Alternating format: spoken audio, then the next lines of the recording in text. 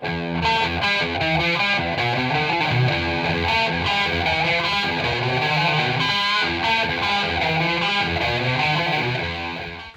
the interview with the Rock Bottom YouTube channel and the radio show and the HARDLINE magazine, Bobby Ingram, guitar player, mastermind of Molly Hatchet. So like I said, you're too kind and I wear too many hats at once, Yeah. But somebody's got to do it, and, being back here in Hamburg, and I know you're from here, and this is your hometown, and we love coming here every time. All their friends are here, and the band kind of had the restart, in the middle 90s, in 96 with Devil's Canyon. And so this is like a home away from home here in Hamburg. We love it. Yeah, of course it is. And yes, Molly Hatchet has got a new singer. So why did Jimmy Elkins leave the band, and what was the idea to bring in Parker Lee? Yeah, well, back a few years back, we lost Dave Lubeck and we lost Phil McCormack. And, we were trying out different singers at the time, and we met Parker, and Parker just came in, and he fit like a glove. He came into the first rehearsal that we did with him. It was kind of like an audition, Yeah. He knew all the words to the entire set. He didn't bring any notes. He didn't bring any cheat sheets with him or nothing. And we just played the set from beginning to end, and we were all looking at each other going, man, this feels great, it feels right, and we just started working together, Yeah, that's very good. And it was a natural fit, and that's what was so wonderful. It felt like family, and then he just came in and he knew all the songs. Man, we were just blown away. He's doing a great job. So he had no problems to get into your band because he's a very young musician. Well, he loves Southern rock. Yeah, and coming into the group, for somebody his age, he used to ride to school with his father. Yeah. And his father used to play the Molly Hatchet Greatest Hits. We got the biggest kick out of that, right? Going, Dad, I'd love to be in a band like Molly Hatchet one day. Well, here it is, and now we're doing the new album together, and he's playing the show tonight, and we're having a great time. We all get along like brothers, and it's really good. Okay, and he will be a permanent singer or just a substitute or replacement singer? Will he be a real part of the band now? Well, it's looking that way, isn't it? We haven't made an official announcement yet, but I'm sure that's right around the corner.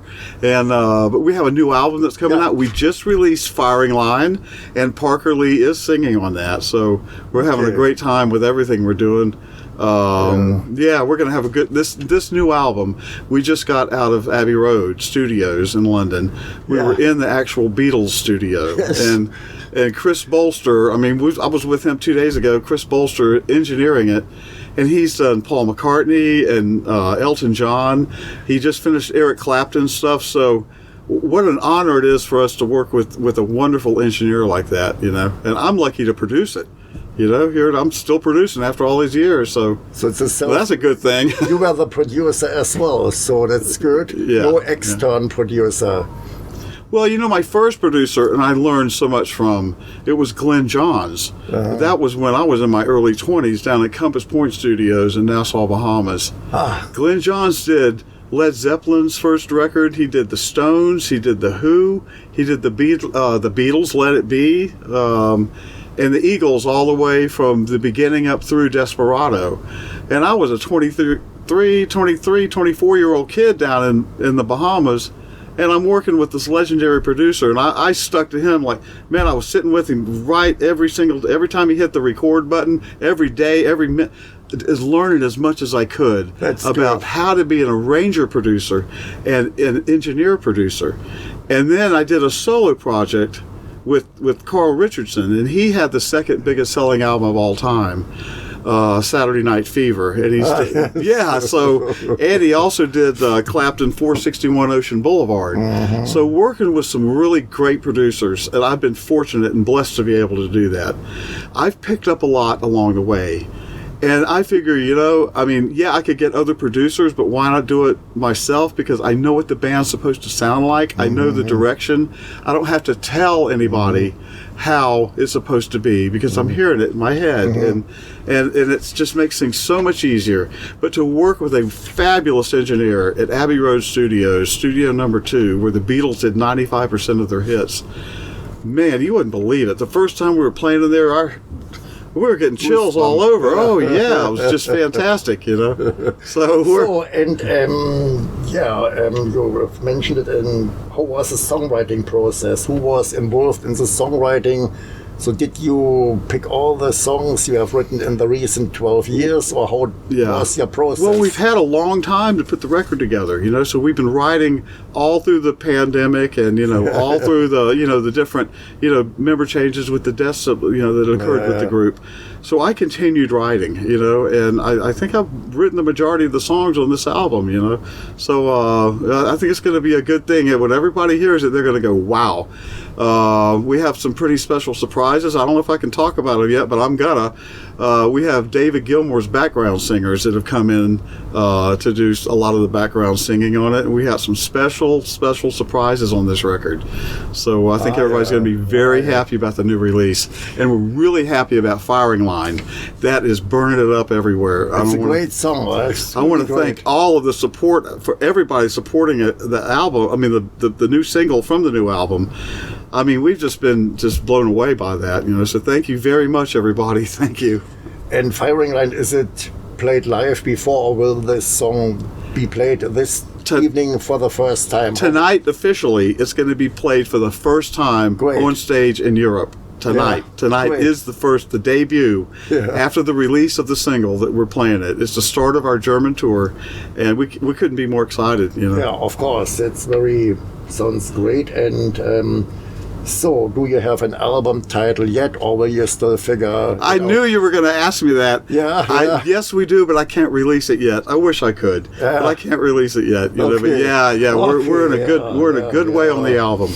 And is it the typical Molly Hatchet sound, or did you vary some elements? It's Molly Hatchet 2.0.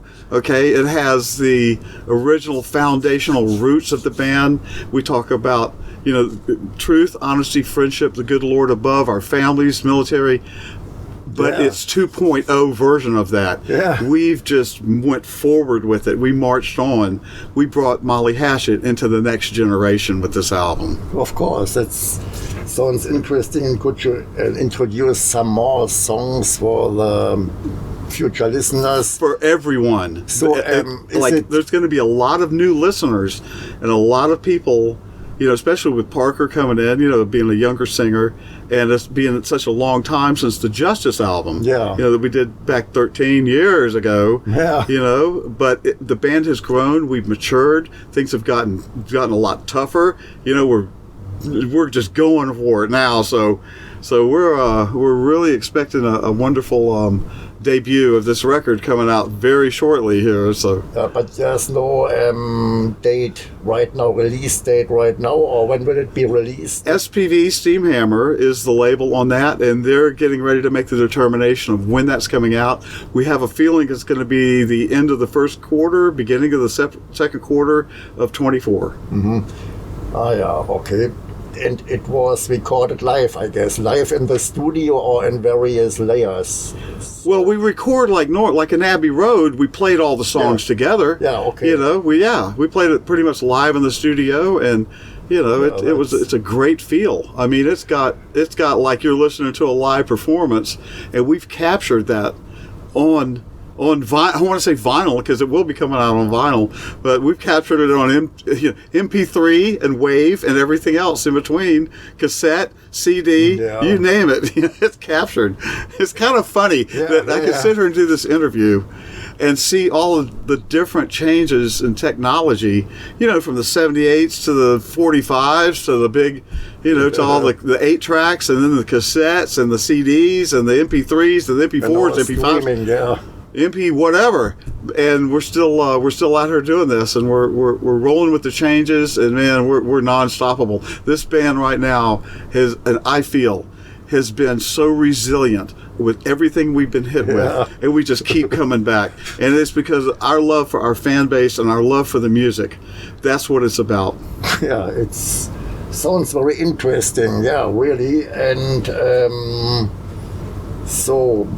But Molly Hatchet started with 3 guitar players. The last time we talked, you weren't sure, will we add a second guitar player or not? You are still the only guitar player. So how would you see it? Is it easy to play for all these 3 guitars? Yeah, and I get that question a lot. The band started with 3 guitar players, and that was way back in the late 70s.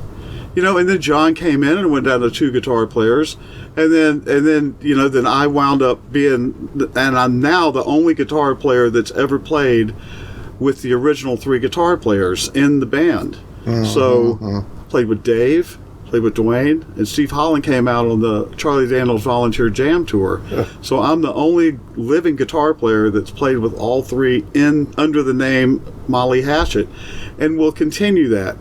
I don't think it's time to add any more musicians right now to the group. It sounds fantastic. Everybody's having fun. And I got to tell you the honest to goodness truth. Who wants to walk on stage and try to replace Dave Lubeck after his death? I don't see that a very fair thing to do. I don't think the fans would really want to see that. That is, and what it was during that time. This is a new 2.0 Molly Hatchet, and we're taking this to new levels and to new heights. And I think to have that, and for people to embrace that, I think that they're smart enough to understand while we're moving on. Of course. We're moving forward. We're moving forward. But you have to... John Galvin and I have been playing together. He keyboard player. Yeah. We're going close to 45 years now. That's a long time, Long. And we've been playing together almost 45 years. And he takes a lot of the harmony parts, if we need it. I'm playing double parts on my guitar, so things are going really well, But you have to rearrange the songs, the old songs. No, it's exactly what it was. Yeah. Okay. Okay. You'll hear it tonight. You're going to go, my goodness, Bobby.